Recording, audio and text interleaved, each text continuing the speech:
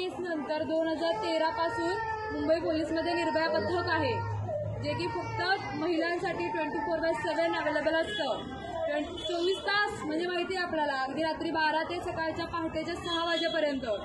त्या वेळेमध्ये सुद्धा मी कसं सांगू पोलिसांना किंवा मी कसं घराच्या बाहेर पडू हा विचार मनात आणायचा नाही. डायरेक्ट 100 नंबर 103 नंबरला फोन करायचा. तुम्ही जिथं कुठेही असाल पोलीस गाडी तिथं येणार. मुंबई पोलीस खूप अलर्ट आहे.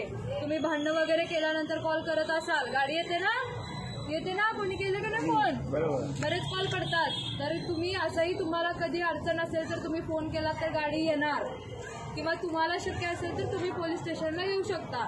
ठीक आहे.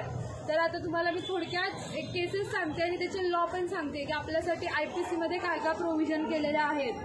आपल्याला जर कोणी छेडछाड वगैरे काढली आपली, आपण आता भाजी वगैरे आणायला जातो, किती जणांनी असं एक्सपिरियन्स केला, आपल्याला हात लावून गेला, इकडे तिकडे कोणीतरी हात लावतात ना, सगळ्यांना लावतात. आम्ही पण सिव्हिल ड्रेसवरती असतो तेव्हा एक्सपिरियन्स केलेले आहेत. पण तुम्ही कोणी विचारलं का की तू का केलं असं? तो सॉरी बोलतो, निघून जातो.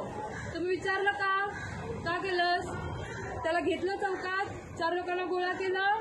नाही केलं, नाही करत आपण. आपल्याला कुठे तेवढा वेळ आहे? तो हात लावतो, अजून 4 जणींना निघून जातो. मग आपण त्याला सोडून द्यायचं असंच? तुम्ही जोपर्यंत त्याला घेऊन येणार नाही, हे प्रमाण कमी होईल का?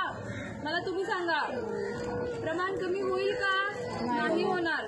तुम्ही अवेअर व्हा, तुम्ही त्याला घेऊन या पोलीस स्टेशनला. ह्या सगळ्या छोट्या छोट्या गोष्टी आहेत, पण तुम्ही जोपर्यंत इनिशिएटिव्ह घेणार नाही त्या गोष्टी बदलणार नाहीत. बरोबर आहे? समजतंय मी सांगितलेलं? त्यामुळे जर असं कधी वाटलं की कोणीतरी मुद्दाम आपल्याला हात लावलेला आहे, मुद्दाम आपल्याकडे सारखं बघतो आहे, घेऊन यायचं त्याला, चल म्हणायचं पोलीस स्टेशनला. ठीक आहे. किंवा आता एक एक्झाम्पल सांगते. भाजी आणायला एक गेली होती महिला, ती म्हणते की टोमॅटो कसे आहेत, तर त्यानंतर तो म्हणतो, म्हणजे त्याने किंमत वगैरे सांगितली, पण ती बोलते नरम आहेत थोडे, जरा कडक दाखव. मग तो त्याच्या सोबत जो मित्र होता त्याला म्हणतो की कडक पाहिजे त्यांना बाजून, म्हणून तो हसतो त्यांच्याकडे बघून. मुलींना भाषा समजते नाही, तिनं मग त्या लँग्वेज वरती त्यांनी हसून म्हणजे कमेंट करून हसले ते. तिनं सरळ त्याला घेऊन आली पोलीस स्टेशनला. त्याला बघितलं आम्ही काय करायचं ते. मग ह्या छोट्या छोट्या गोष्टी आहेत, जोपर्यंत तुम्ही पुढाकार घेणार नाही हे प्रमाण कमी होणार नाही.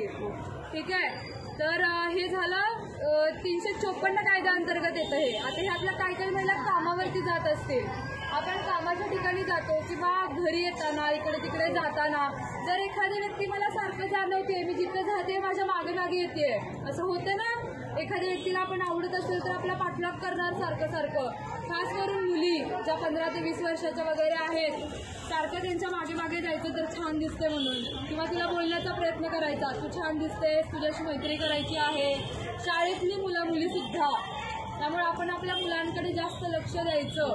ते घरी आल्यानंतर काय करतात आणि त्यांची संगत कशी आहे, ते कोणाकोणाच्या सोबत असतात, त्यांचं फ्रेंड सर्कल कुठलं आहे.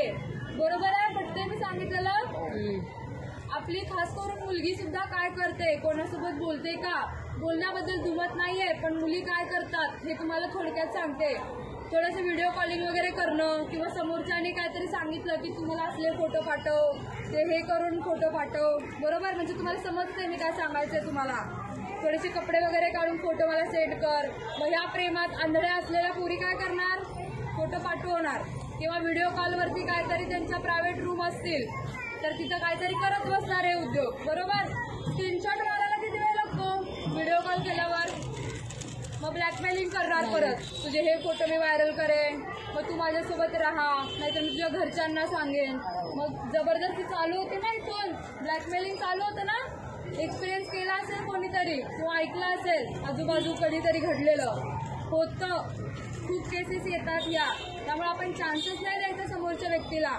खास करून आपल्या मुलींना तुम्ही सांगा की फ्रेंडशिप असते, फ्रेंडशिपपर्यंत राहा, पण प्रत्येक गोष्टीला एक वय आहे. बरोबर?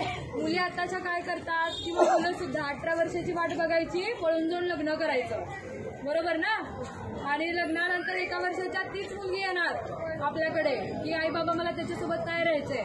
ती जी मुलगी पळून जाताना म्हणते पोलीस स्टेशनला येऊन की माझ्या आई वडिलांपासून धोका आहे, मला या मुलासोबत राहायचंय, बरोबर? असेच करतात मुली.